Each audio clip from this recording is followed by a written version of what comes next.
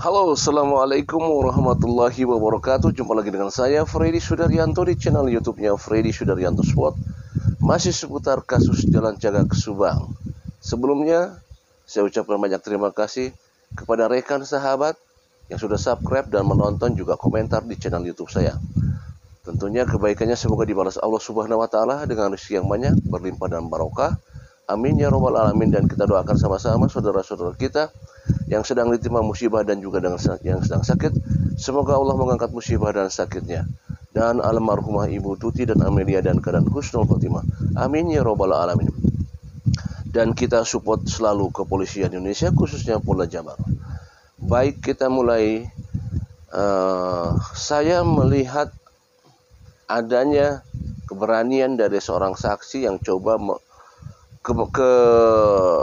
kesininya untuk berspeak up di media.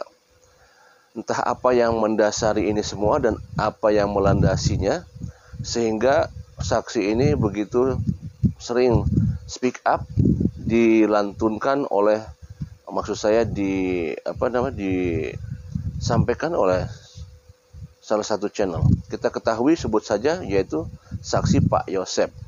Saksi Pak Yosep sekarang sering tampil di media, walaupun hanya berbentuk voice, suara, yang didampingi oleh channel YouTube Koin 1077. Nah, apa sebenarnya kalau kita lihat ini semua? Apakah ini merupakan suatu jalan dari Pak Yosep sebagai saksi untuk menyeruakan atau menampilkan bahwa Pak Yosep berusaha untuk mengungkap kasus ini, kasus yang sebenarnya? Tentu pertanyaan ini ada di Pak Yosep, jawabannya ada di Pak Yosep. Dan apakah yang sampai saat ini Pak Yosep lakukan ada dengan keberanian untuk berspeak up ini adalah suatu bentuk bahwa Pak Yosep hingga saat ini merasa Pak Yosep dirinya tidak bersalah. Apakah dengan keyakinan dan Pak Yosep dengan sering berspeak up di channel YouTube Koin 1077 itu menggambarkan Pak Yosep tidak bersalah? Tentunya pertanyaan ini di samping hanya Pak Yosep yang tahu, dan tentunya adalah penyidik. Karena yang menentukan bersalah dan tidaknya adalah penyidik. Ya, kita tidak tahu apakah keyakinan atau sesuatu hal yang digambarkan oleh Pak Yosep dengan speak up-nya di Koin 1077 itu adalah hal yang bisa didapatkan dari pihak-pihak tertentu, ataukah hasil daripada pengamatan tersendiri. Kita tahu bahwa Pak Yosep didampingi oleh kuasa hukum Pak Rohman Hidayat. Apakah dalam bentuk pengamatan dari pendampingan hukum? Ya, karena sekali lagi bahwa benar dan salah itu ada di pihak kepolisian, yaitu di bagian penyidik.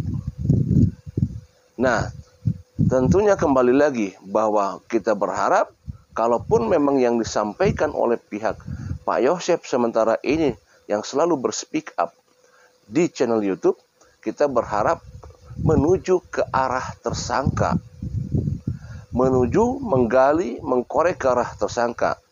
Kita berharap ke sana, ya. Kita tidak menginginkan ada hal-hal yang kiranya ada sesuatu di balik itu semua. Kita tidak mengharapkan itu, tapi kita mengharapkan adanya kerjasama di antara saksi untuk mengungkap kasus ini. Dan mudah-mudahan kita berharap juga bahwa apa yang di-speak up-kan oleh Pak Yosep itu adalah betul-betul mengungkap atau kebenaran yang sesungguhnya, bukan atas dasar hal-hal yang lain. Kita ketahui bahwa channel daripada Koin 1077 itu sanggup untuk mewawancarai beberapa saksi. Kita ketahui dari mulai awal, di samping Pak Yosep yang sudah diwawancarai, ada juga saksi-saksi lain yang diwawancarai. Salah satu diantaranya adalah Kang Yoris, kemudian Pak Kades, kemudian juga Arigi pernah, kemudian juga Kang Diki juga pernah.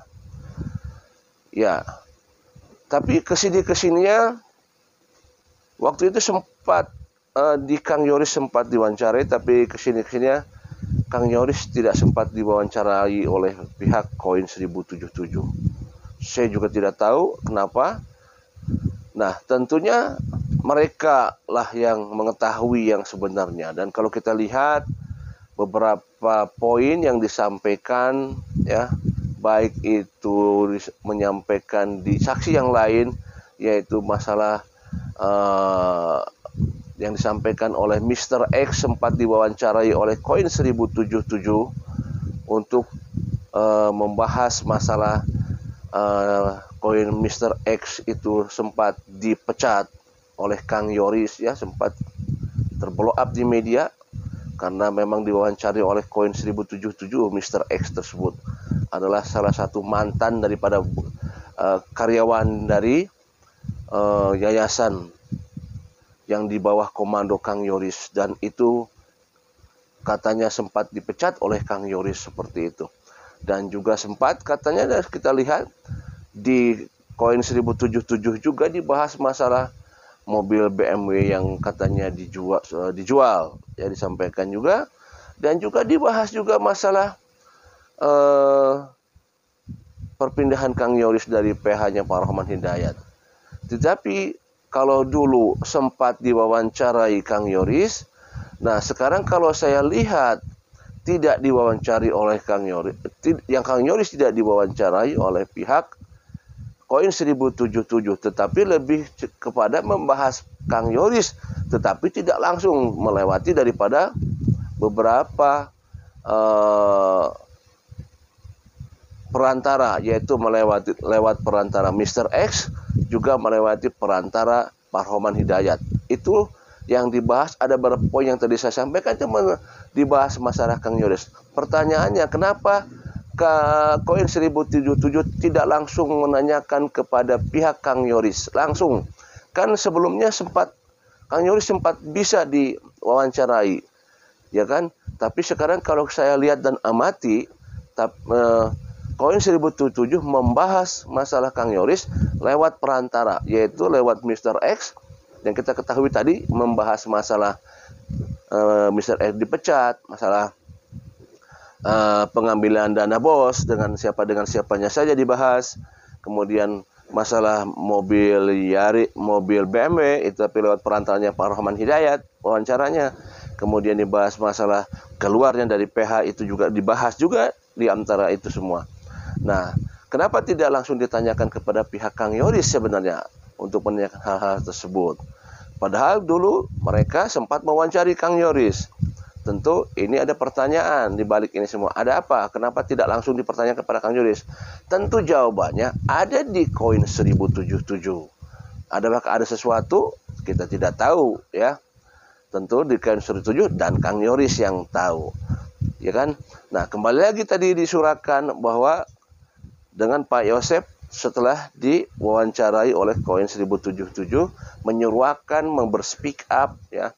Kalau kita lihat memang Pak Yosep lebih cenderung mengarah kepada Danu. Kalau kita lihat, ya, pernyataan dari Pak Yosep mengarah kepada Danu dan